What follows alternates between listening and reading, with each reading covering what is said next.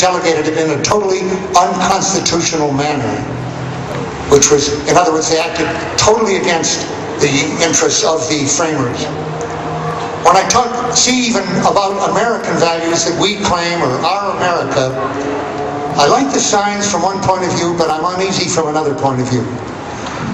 Are we saying here, and don't answer this too fast, are we saying that the people outside Salt Lake City, the people who give George Bush the highest popularity ratings in the country and the highest votes in the country, are we saying they're not Americans?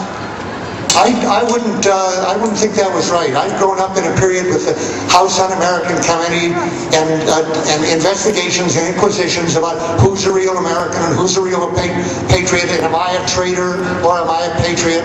And I don't like that. I'm not saying tear down the signs, but I want to raise some thoughts in your mind here. When we say our America does not torture, or Americans do not, who's doing that torture over there? Americans are doing it. Now it's true, we don't have a monarch in the sense of a hereditary ruler, although it might look that way at the moment. We don't have we have an elected ruler up to a point. There's some questions about that for 2000 and 2004.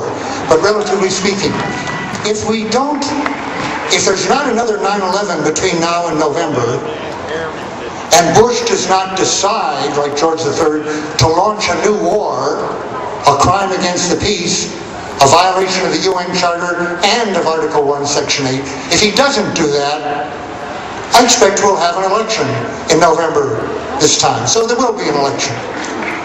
Otherwise, maybe not. The martial law may get in the way of that. But let's hope that that doesn't happen. But who will Americans be voting for in that election? A president in the sense of the Constitution? That's not what they're offered. And I'm not blaming any of the candidates here, whether it's McCain or Hillary Clinton or Obama for this situation.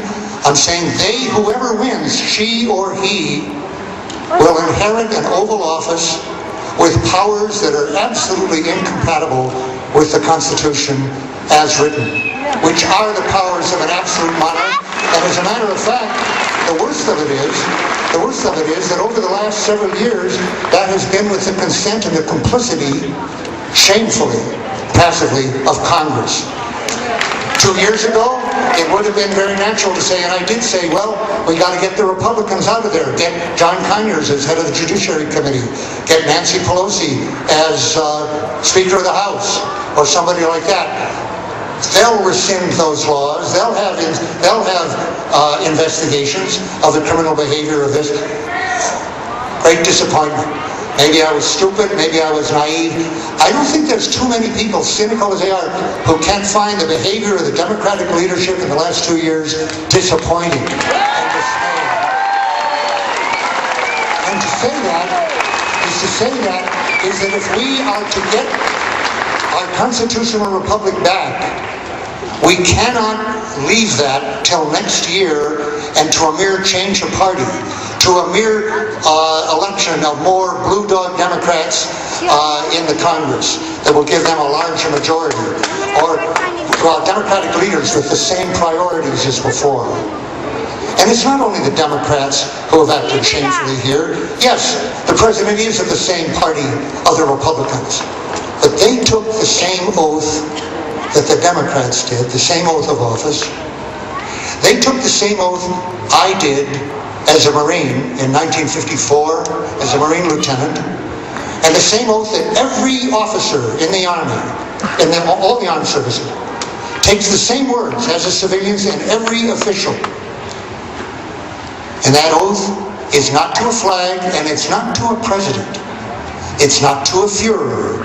It's not to any one individual. The president is not mentioned in that oath. It is solely to defend and support and defend the Constitution of the United States of America against all enemies, against all enemies, foreign and domestic. How did it come about? How did it come about that Congress has ended up passing laws like the Military Commissions Act, because they faced an election in 2006, the Protect America Act in 2007 under Democratic leadership, the Patriot Act earlier, and the renewal of the Patriot Act, all of which are clearly unconstitutional and merely ratifying things the President was already doing in secret. We now know that on September 11th, 12th, 13th, within a week, the administration intentionally was undertaking 3 programs that were totally violating of the spirit and letter of the Constitution. 3 illegal and unconstitutional programs. Using the National Security Agency to listen in on everything. Now, I say that because I believe that's true. I can't say I know it's true in an evidential sense because Congress had not bothered or insisted on finding out what exactly the NSA is doing. They don't know it, and if the House proceeds to give amnesty to the telephone companies, as the Senate has already voted, we will never find out through the discovery process what NSA is listening. But let me tell you what I assume, that they are collecting every phone call, every email, every fax, everything, every credit card transaction. It's all there to be retrieved with our wonderful Google-like retrieval capability now to lay out your private lives in full detail in the way that Eliot Spitzer recently experienced. And that's not a joke. That means that my guess is that every member of Congress has their private transactions as well recorded by the National Security Agency as Eliot Spitzer's were, with the taping that they were doing of him. And undoubtedly with the same intention and to the same effect. If that's not true, nobody in Congress knows otherwise because they haven't bothered, they haven't been pressed by the public to find out. Second program, of course, and we'll hear more about that from Rocky, is the torture against domestic law.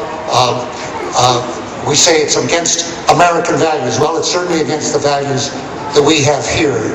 It's also, it so happens, against American law. That could not be more clear.